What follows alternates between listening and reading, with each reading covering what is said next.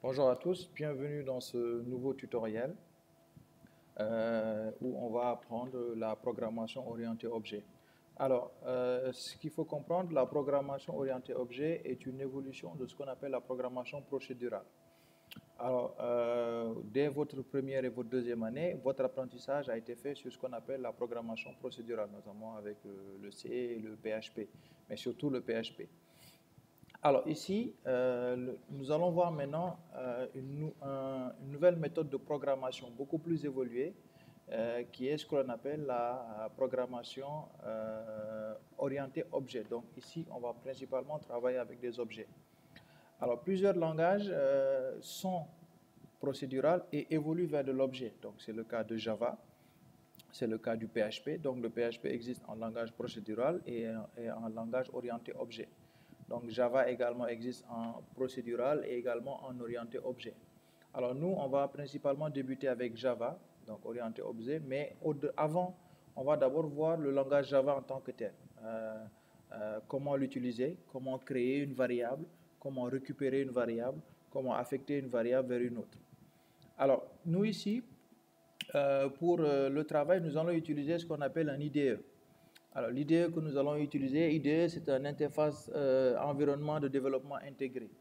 Alors, un IDE ici, c'est tout simplement un éditeur, mais qui est composé d'un compilateur. Alors, il faut comprendre que le langage Java, aujourd'hui, n'est pas compris directement par l'ordinateur. Donc, il faut un dictionnaire, un traducteur, qui va traduire le code Java que vous allez écrire et ensuite le donner à l'ordinateur. Ce traducteur-là, on l'appelle le compilateur. Donc aujourd'hui, pour faire du Java, on va utiliser ce qu'on appelle un IDE. Donc un IDE, c'est quoi? C'est juste un logiciel, donc IDE pour interface environnement de développement intégré. Cela veut tout simplement dire qu'on a un éditeur de texte avec également ce que l'on appelle un compilateur. Alors, ici, pour ce cours, alors je vais vous mettre les logiciels dont on aura besoin. Donc, pour ce cours, alors il vous sera nécessaire impérativement de télécharger ce qu'on appelle le JDK, donc impératif, mais également de télécharger ce qu'on appelle un IDE. Alors, l'IDE ici il se nomme IntelliJ. Voilà, IntelliJ, donc que vous avez ici, IntelliJ.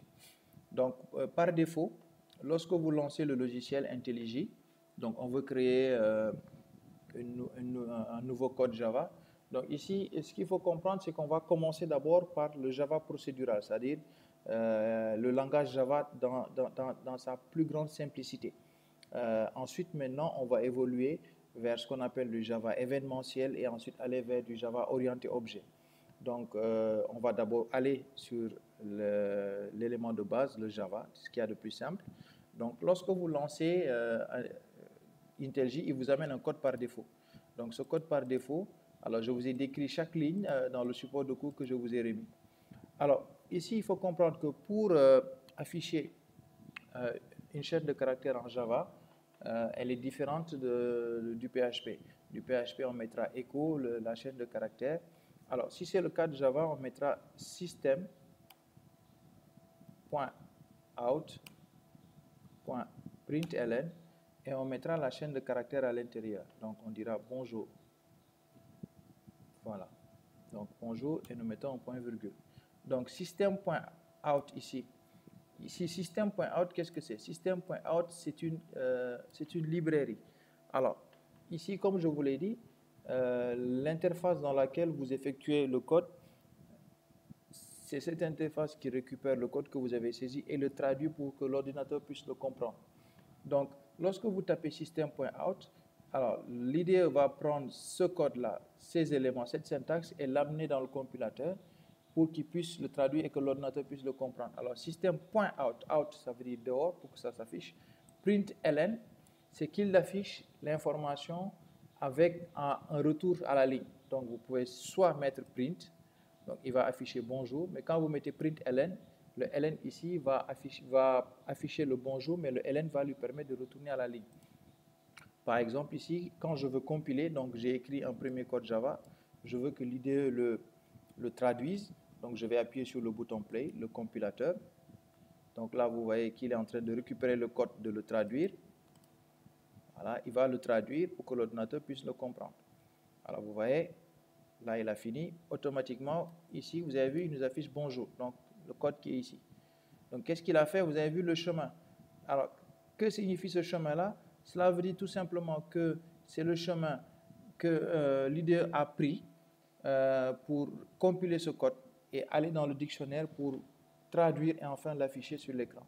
Donc ici, le code que j'ai mis en place affiche tout simplement bonjour, c'est ce que j'ai ici. Alors, même principe, là aujourd'hui, pour aller très vite, on va mettre en place ce qu'on appelle la lecture-écriture sur le clavier.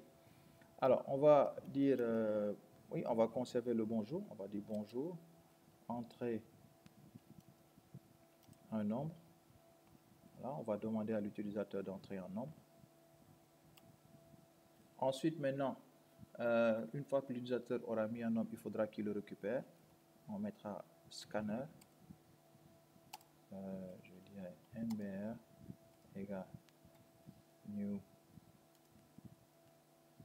scanner system.in. Je vous explique tout à l'heure ce que fait cette ligne-là.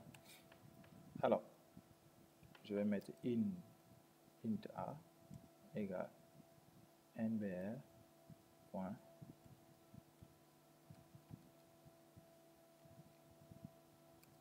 next int point virgule, et ensuite je vais faire ça, ici. Voilà. Je vais dire merci, le nombre saisi est, je mets 2 points, ensuite je vais concaténer, voilà, je vais mettre la valeur A. Voilà, donc qu'est-ce que j'ai fait? J'ai fait un code qui va afficher une information, qui va créer le curseur, récupérer le curseur et le mettre dans A, et ensuite afficher la valeur de A. Alors, quand je compile, l'élément se compile. Voilà, donc il faut attendre, ça charge. Alors, voilà, vous avez vu ici, donc il me dit entrer un nombre. Donc, bonjour, entrer un nombre. Donc, c'est ce que nous avons ici, nous sommes sur cette ligne-là. Bonjour, entrer un nombre. Alors, vous voyez quand vous cliquez, vous avez vu le curseur là qui clignote. C'est cette ligne-là qui le crée. Donc, le curseur que vous avez là, elle est créée grâce à le scanner. Cela veut dire quoi? Cela veut dire que vous dites au programme, prépare-toi à récupérer une valeur.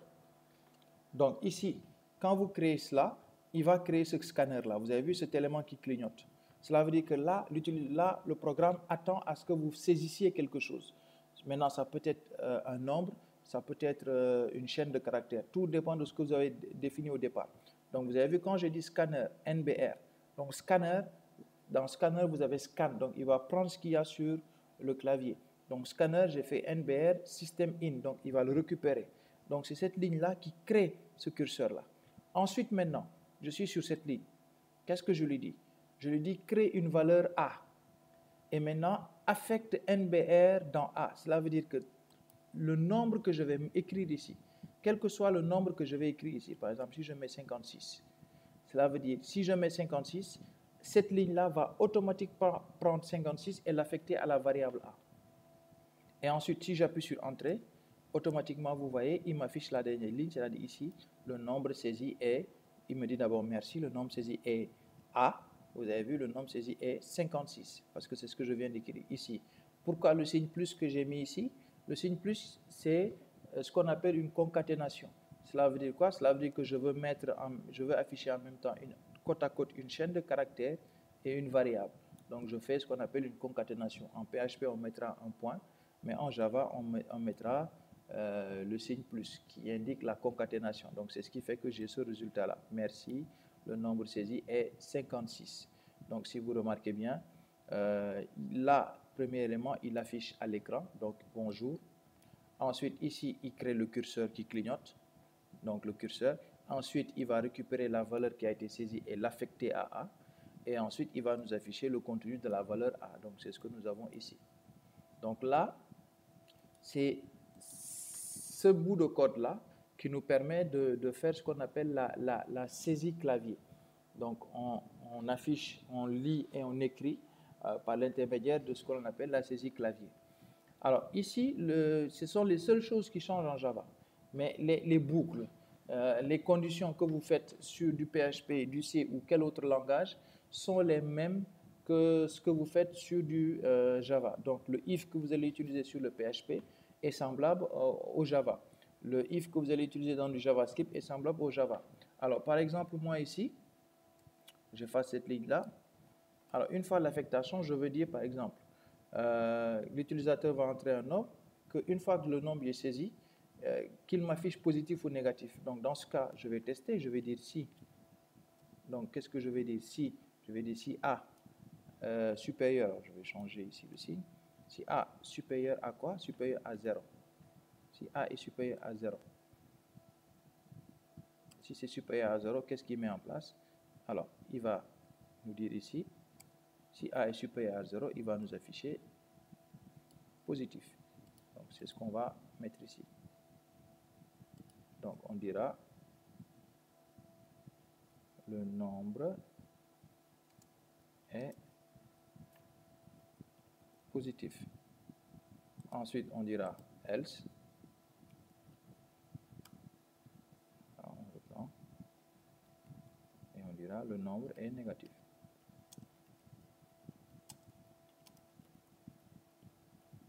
Le nombre est négatif. Donc, et quand on compile, donc là, il compile, vous voyez, il nous dit entrer un nombre. Donc, entrer un nombre, c'est cette ligne. Donc, quand on place le curseur, vous avez vu, il crée le scanner. Ensuite, je vais mettre le nombre. Donc, je vais dire 5. Et quand je valide, il teste. Vous avez vu, il teste. Si A est supérieur à 0, est-ce que A est supérieur à 0? Oui. 5 est supérieur à 0, qu'il affiche positif. Sinon, qu'il affiche négatif. Dans quel cas est-ce qu'il va afficher négatif? C'est quand je vais mettre, par exemple, moins 4, comme c'est le cas ici. Donc, je dis moins 6. Voilà. Je valide et il me dit le résultat est négatif. Bon, négatif, ça a été mal écrit, donc voilà. Mais on comprend que le résultat est positif ou négatif. Donc, cette méthode de programmation Java que nous faisons, c'est à peu près l'équivalent de la programmation procédurale. Donc, ici, dans ce cas de figure, on n'a pas encore attaqué l'orienté objet. Donc, aujourd'hui, vous, pour une bonne compréhension de l'orienté objet, il faut d'abord une bonne base sur du procédural. Donc, c'est pourquoi nous, ici, on va entamer déjà les cours avec un tout petit peu de la programmation procédurale pour ensuite évoluer vers une autre partie de Java et enfin finir avec l'orienté objet. Il faut comprendre que tout simplement, si je vous donne un exemple, l'orienté objet va tout simplement permettre à ce que quand vous avez un programme, dès que vous enlevez une fonction du programme, que ça n'empêche pas le programme de fonctionner, que le programme continue de fonctionner normalement juste avec cette fonction qui est enlevée. Très souvent, ce n'est pas le cas avec la programmation procédurale. Donc, très souvent, quand vous enlevez un code de la programmation procédurale, ça impacte sur l'ensemble du code. La programmation procédurale, qu'est-ce que c'est? C'est tout ce que vous avez appris depuis le début de votre cursus, depuis la première à la deuxième année. Donc, la manière dont vous avez appris le PHP, la manière dont vous avez programmé dans le PHP, la manière dont vous avez fait l'algorithmique, c'est ce qu'on appelle la programmation procédurale. C'est d'ailleurs même la définition de l'algorithmique. Donc, nous ici, on ira vers de l'orienté objet. Mais déjà, on vient de voir en Java, de manière très simple, procédurale, comment comment afficher une chaîne de caractères, comment récupérer une valeur et réafficher la même valeur, et comment effectuer des tests sur une valeur. Donc, vous remarquez ici, ce qu'il y a de nouveau, c'est la méthode dont on affiche sur l'écran, la méthode dont on crée le curseur et la méthode dont on fait l'affectation. Donc, le reste, ce sont des éléments qui sont dans la même logique, dans le même sens que de la programmation. Donc, ici, pour revenir vous aujourd'hui, avant d'attaquer cela, il vous faut d'abord dans votre ordinateur télécharger ce qu'on appelle le JDK. Donc c'est la première chose à faire. Vous devez impérativement télécharger le JDK. Une fois que vous avez téléchargé le JDK, ensuite maintenant vous pouvez soit utiliser IntelliJ ou bien Eclipse. Voilà, ou même NetBeans. Donc c'est vraiment des choix. NetBeans, voilà. Donc c'est NetBeans, Eclipse ou IntelliJ. Ce sont des IDE, hein, ce sont des IDE. Donc moi aujourd'hui, je vais préférer travailler sur du IntelliJ. Pourquoi? Parce que à mes yeux, IntelliJ est beaucoup plus complet. Mais beaucoup dans l'apprentissage Java, dans les tutoriels que vous allez voir, ils vont travailler sur du Eclipse. Donc c'est des choix. C'est comme le choix du navigateur, hein. Certains vont préférer Google Chrome, d'autres vont préférer Firefox, d'autres vont préférer Opera. Donc ici, dans le cas de cette programmation, je vais vous demander de trouver IntelliJ, mais cela n'est pas, cela est facultatif. Donc, si vous ne voulez pas travailler avec IntelliJ, vous pouvez télécharger NetBeans ou même Eclipse. C'est les mêmes codes, c'est les mêmes méthodes que vous avez. Et également, ces deux autres éditeurs sont dotés de ce que l'on appelle un compilateur. Donc, ça peut vous permettre de compiler normalement votre code et de l'afficher sur votre écran. Donc, voilà un peu pour ce tutoriel. Donc, on vient de voir en résumé, on a fait une brève explication de l'orienté objet, ce que c'est. Pour cette vidéo-là, en résumé, qu'est-ce qu'on a fait? On a d'abord vu comment afficher une variable en Java, mais également comment lire et écrire en Java. Et on vient de voir tout de suite comment effectuer un test en Java, c'est-à-dire lorsque l'utilisateur demande à ce que l'on mette une valeur et que cette valeur après soit testée. Donc c'est ce qu'on vient de faire pour donner un résultat. Donc c'est ce que nous venons de faire. Donc par rapport à cela, on se retrouve sur la visio prochaine pour beaucoup plus de détails, beaucoup plus d'éléments sur Java et également sur les extensions de Java.